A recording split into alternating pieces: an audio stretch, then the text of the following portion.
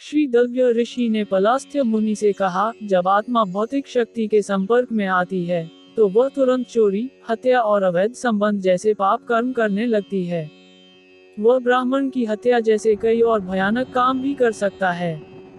हे सबसे पवित्र व्यक्तित्व, कृपया मुझे बताएं कि ये अभागे जीव सृष्टि के नरक जैसे क्षेत्रों में भेजे जाने की सजा से कैसे बच सकते हैं। कृपया मुझे बताएं कि थोड़ा सा दान करके भी कोई अपने पापों के फल से आसानी से कैसे मुक्त हो सकता है। पुलस्त्य मुनि ने उत्तर दिया, हे भाग्यशाली, तुमने मुझसे एक महत्वपूर्ण और गोपनीय प्रश्न पूछा है, जो ब्रह्मा, विष्णु, शिव या इंद्र ने भी कभी नहीं पूछा। कृपया मेरे उत्तर को बहुत ध्यान से सुनो।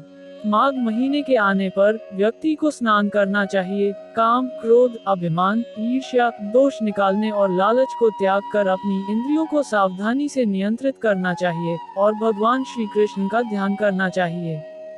फिर उसे गाय का गोबर जमीन पर गिरने से पहले इकट्ठा करना चाहिए और उसे तिल और कपास के साथ मिलाकर 108 गोलियां बनानी चाहिए। यह उस दिन करना चाहिए जब पूर्वाषाढ़ा नक्षत्र आता है। फिर उसे श्री एकादशी के नियमों का पालन करना चाहिए, जो मैं अब तुम्हें समझाऊंगा। स्नान करने के बाद जो व्यक्ति एकादशी का व्रत रखना चाहता है, उसे भगवान की पूजा करनी चाहिए। भगवान श्री कृष्ण के पवित्र नाम का जाप करते हुए प्रार्थना करते समय उसे एकादशी का व्रत रखने का संकल्प लेना चाहिए। उसे रात भर जागना चाहिए और हवन करना चाहिए। फिर भक्त को भगवान की प्रसन्नता के लिए आरती करनी चाहिए। जिनके हाथों में शंख, चक्र, गदा आदि हैं, उनके चरणों में चंदन का लेप, धूप, कपूर, घी का दीपक और स्वादिष्ट भोजन अर्पित करना चाहिए। इसके बाद भक्त को गाय के गोबर, तिल और कपास की 108 गोलियों को पवित्र अग्नि में अर्पित करना चाहिए। साथ ही पुरुष सूक्त और अन्य पवित्र नामों का जाप करना चाहिए। पूरे दिन और रात उसे सामान्य एकादशी व्रत का पालन करना चाहिए। इस अवसर पर भगवान को कद्दू, नारियल और अमरूद चढ़ाना चाहिए। यदि ये वस्तुएं उपलब्ध न हो तो सुपारी का उपयोग किया जा सकता है। भक्त को सभी जीवों के कल्याणकर्ता भगवान श्री जनार्दन से इस प्रकार प्रार्थना करनी चाहिए, हे भगवान श्री कृष्ण, आप सबसे दयालु भगवान हैं और सभी पतित आत्माओं को मुक्ति देने वाले हैं। हे प्रभु, हम भौतिक अस्तित्व के सागर में गिर गए हैं, कृपया हम पर कृपा करें। हे कमल नयन भगवान, कृपया हमारी सबसे विनम्र, स्नेहपूर्ण और सम्मानपूर्ण प्रणाम स्वीकार करें। हे पूरे संसार के रक्षक, हम आपको बार बार सादर प्रणाम करते हैं। हे परम आत्मा, हे सर्वोच्च, हे हमारे सभी पूर्वजों के स्रोत, कृपया आप और आपकी शाश्वत संगिनी श्रीमती लक्ष्मी देवी हमारी इन विनम्र भेंटों को स्वीकार करें। फिर भक्त को एक योग्य ब्राह्मण को गर्मजोशी से स्वागत करके पानी से भरा बर्तन, छाता, जूतों की एक जोड़ी और कपड़े जैसे धोती और अंगवस्त्र देकर खुश करने की कोशिश करनी चाहिए और साथ ही उनसे आशीर्वाद देने का अनुरोध करना चाहिए, जिससे भगवान श्री कृष्ण के प्रति शुद्ध प्रेम विकसित हो सके। अपनी क्षमता के अनुसार कोई ऐसे ब्राह्मण को एक काली गाय भी दान कर सकता है, खासकर उसे जो वैदिक शास्त्रों के सभी नियमों का बहुत अच्छी तरह से जानकार हो। उसे तिल से भरा एक बर्तन भी देना चाहिए। हे श्रेष्ठ दल्व्य मुनि, काले तिल विशेष रूप से औपचारिक पूजा और अग्नि यज्ञ के लिए उपयुक्त हैं, जबकि सफेद या भूरे तिल एक योग्य ब्राह्मण के खाने के लिए होते हैं।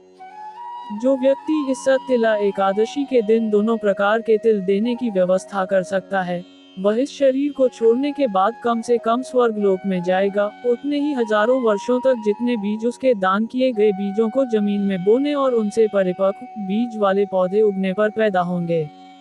इस एकादशी पर एक श्रद्धालु व्यक्ति को 1 तिल मिले पानी से स्नान करना चाहिए। 2 अपने शरीर पर तिल का लेप लगाना चाहिए। 3 यज्ञ की अग्नि में तिल अर्पित करने चाहिए। 4 तिल खाने चाहिए। 5 तिल दान करने चाहिए। 6 तिल के दान स्वीकार करने चाहिए। ये 6 तरीके हैं जिनसे इस एकादशी पर आध्यात्मिक शुद्धि के लिए तिल का उपयोग किया जाता है।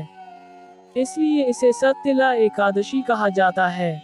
महान देवर्षि नारद मुनि ने एक बार भगवान श्री कृष्ण से पूछा, हे महाबाहु प्रभु, हे आप जो अपने प्यारे भक्तों पर इतने कृपालु हैं, कृपया मेरी विनम्र प्रणाम स्वीकार करें। हे यादव, कृपया मुझे बताएं कि सत्यला एकादशी का व्रत करने से क्या फल मिलता है। भगवान श्री कृष्ण ने उत्तर दिया, हे द्विज श्रेष्ठ ब्राह्मण, मैं तुम्हें एक घटना का वृतांत सुनाता हूँ जिसे मैंने स्वयं देखा है। बहुत पहले पृथ्वी पर एक बूढ़ी ब्राह्मणी रहती थी जो नियंत्रित इंद्रियों से प्रतिदिन मेरी पूजा करती थी। वह बहुत श्रद्धा से कई व्रत रखती थी, विशेष रूप से मुझे सम्मानित करने वाले विशेष दिनों पर, मेरे विभिन्न प्रकट होने के दिन जन्माष्टमी, रामनवमी, वामन द्वादशी, नरसिंह चतुर्दशी, वराह द्वादशी, गौर पूर्णिमा आदि, और बिना किसी व्यक्तिगत स्वार्थ के पूरी भक्ति से मेरी सेवा करती थी। उसके कठोर उपवास ने उसे काफी कमजोर और दुबली कर दिया था। वह ब्राह्मणों और कन्याओं को दान देती थी और यहाँ तक कि अपना घर भी दान में देने की योजना बना रही थी। हे ब्राह्मणों में श्रेष्ठ, यद्यपि इस आध्यात्मिक विचारों वाली स्त्री ने योग्य लोगों को दान दिया, लेकिन उसकी तपस्या की अजीब बात यह थी कि उसने कभी ब्राह्मणों या देवताओं को भोजन नहीं दिया। मैं इस विचित्र कमी पर विचार करने लगा। इस उत्तम स्त्री ने सभी शुभ अवसरों पर उपवास करके और मेरी कठोर भक्तिपूर्ण पूजा करके स्वयं को शुद्ध किया है। इसलिए वह निश्चित रूप से मेरे निजी धाम में प्रवेश करने के योग्य हो गई है, जो आम लोगों के लिए पाना मुश्किल है। इसलिए मैं उसकी परीक्षा लेने के लिए इस ग्रह पर आया, भगवान शिव के अनुयायी का रूप धारण करके, अपने गले में खोपड़ियों की माला और हाथ में भिक्षापात्र कमंडल लिए हुए। जब मैं उसके पास पहुंचा, तो उसने मुझसे कहा, हे आदरणीय, मुझे सच सच बताओ कि तुम मेरे सामने क्यों आए हो। मैंने उत्तर दिया, हे सुंदरी, मैं तुमसे कुछ पवित्र भिक्षा लेने आया हूँ, जिस पर उसने गुस्से में मिट्टी का एक बड़ा ढेला मेरे भिक्षा पात्र में फेंक दिया। हे नारद मुनि, मैं बस मुड़ा और अपने निजी धाम में लौट गया। इस श्रेष्ठ ब्राह्मणी की महान उदारता और कंजूसी के अजीब मिश्रण पर चकित था। आखिरकार ये तपस्वी स्त्री अपने उसी शरीर में आध्यात्मिक दुनिया में पहुंच गई। उसके उपवास और दान के प्रयास इतने महान थे, और क्योंकि उसने सच में मुझे मिट्टी का एक ढेला दिया था, इसलिए मैंने उस मिट्टी को एक सुंदर घर में बदल दिया। हालांकि हे नारद जी, ये खास घर उस मिट्टी जैसा ही था, जिसमें कोई खाने का अनाज, फर्नीचर या सजावट का सामान नहीं था, और जब वह उसमें दाखिल हुई तो उसे सिर्फ एक खाली ढांचा मिला। इसलिए वह मेरे पास आई और बहुत गुस्से से बोली, मैंने इतने सारे शुभ अवसरों पर बार बार उपवास किया है, जिससे मेरा शरीर कमजोर और पतला हो गया है। मैंने आपकी पूजा की है और आपसे कई अलग अलग तरीकों से प्रार्थना की है, क्योंकि आप सच में सभी ब्रह्मांडों के स्वामी और रक्षक हैं। फिर भी इन सब के बावजूद मेरे नए घर में कोई भोजन या धन नहीं दिख रहा है। हे जनार्दन, कृपया मुझे बताएं, ऐसा क्यों है। मैंने उत्तर दिया, कृपया अपने घर लौट जाओ। कुछ समय बाद देवताओं की पत्नियां नई आई हुई को देखने की जिज्ञासा से तुमसे मिलने आएंगी, लेकिन जब तक वे तुम्हें सत्यला एकादशी की महिमा और महत्व न बताएं, तब तक अपना दरवाजा मत खोलना। ये सुनकर वह अपने घर लौट गई।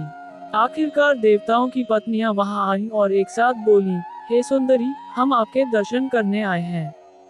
हे शुभ, कृपया अपने घर का दरवाजा खोलें और हमें आपको देखने दें।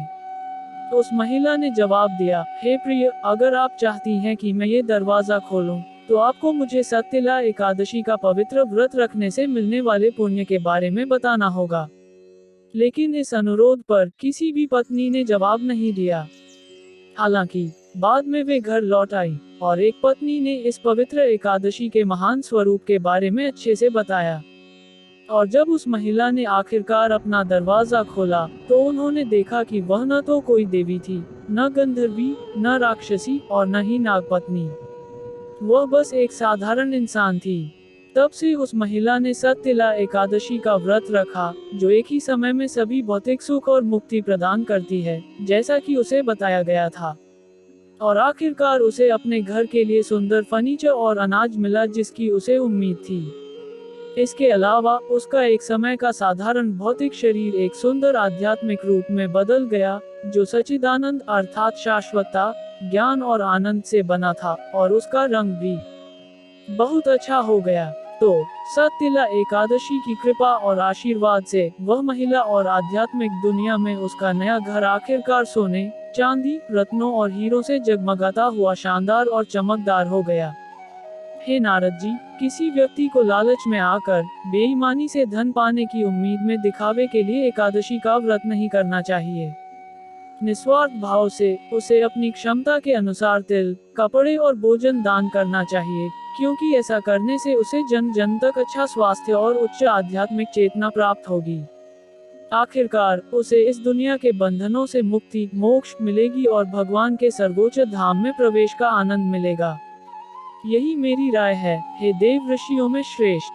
हे दलभ्य मुनि, पुलस्त्य ऋषि ने निष्कर्ष निकाला, जो व्यक्ति इस अद्भुत शतिला एकादशी का पालन पूरी श्रद्धा से करता है, वह सभी प्रकार की गरीबी, आध्यात्मिक, मानसिक, शारीरिक, सामाजिक और बौद्धिक के साथ साथ सभी प्रकार के दुर्भाग्य और बुरे शकुन से मुक्त हो जाता है। वास्तव में इस एकादशी का व्रत तिल का दान करके, हवन करके या खाकर करने से व्यक्ति सभी पिछले पापों से निश्चित रूप से मुक्त हो जाता है। ये कैसे होता है, इस पर आश्चर्य करने की आवश्यकता नहीं है। वो दुर्लभ आत्मा जो वैदिक निर्देशों का पालन करते हुए सही भक्ति भाव से ये दान पुण्य के कार्य करती है, वह सभी पाप कर्मों से पूरी तरह मुक्त हो जाएगी और भगवान के पास आध्यात्मिक दुनिया में अपने घर वापस चली जाएगी। इस प्रकार श्री कृष्ण द्वैपायन व्यास के पवित्र भविष्य उत्तर पुराण से माघ कृष्ण एकादशी या शतिला एकादशी की महिमा का वर्णन समाप्त होता है।